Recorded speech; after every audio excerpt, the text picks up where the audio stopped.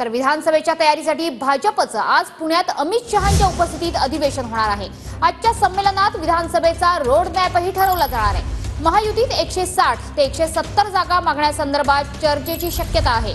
Core कमिटीच्या बैठकीत सुद्धा 160 ते 170 जागा लढवण्यावर चर्चा झाली होती। विरोधकांच्या खोट्या नॅरेटिव्हबाबत राजकीय प्रस्ताव देखील मांडला जाणार आहे। अमित शहा रात्री उशिरा पुण्यात दाखल झालेले आहेत। सध्याची ही लाईव्ह दृश्य आपण बघतो आहोत। विधानसभेच्या तयारीसाठी भाजपचं आज अमित शहा यांच्या उपस्थितीत अधिवेशन पार पडणार आहे। या अधिवेशनाचं वैशिष्ट्य म्हणजे आजच्या संमेलनात विधानसभेसाठीचा रोड मॅप तयार केला जाणार आहे। महायुतीत 160 ते 170 जागा मागण्यावर अंतिम चर्चेची शक्यता व्यक्त केली जाते। अमित शहा आज पुण्यात विधानसभेचं रणशिंग फुंकणार। विधानसभेच्या तयारीसाठी भाजपचं आज अमित शहांच्या उपस्थितीत अधिवेशन। केंद्रीय गृहमंत्री अमित शहा दुपारी 2:30 वाजता करणार मार्गदर्शन। आजच्या संमेलनात विधानसभेचा भाजपचा रोड मॅप ठरवला जाणार। भाजपच्या संमेलनात विरोधकांच्या खोट्या नॅरेटिव्हबाबत राजकीय प्रस्ताव मांडला जाणार। अमित शहा काल रात्रीच अधिवेशनासाठी पुण्यात दाखल झाले। सकाळी 11 वाजता भाजपच्या अधिवेशनाचं उद्घाटन। दुपारी 12:30 वाजता नितीन गडकरी अधिवेशनाला मार्गदर्शन करणार। दुपारी 2:30 वाजता फडणवीस अधिवेशनाला मार्गदर्शन करणार।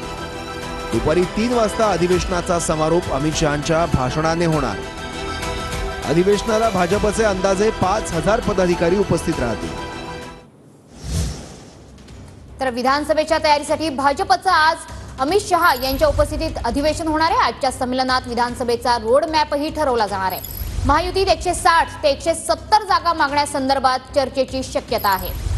आपले प्रतिनिधी विनायक डावरून सध्या आपल्या सोबत आहे। विनायक, काय घडतंय भाजपच्या गोटात?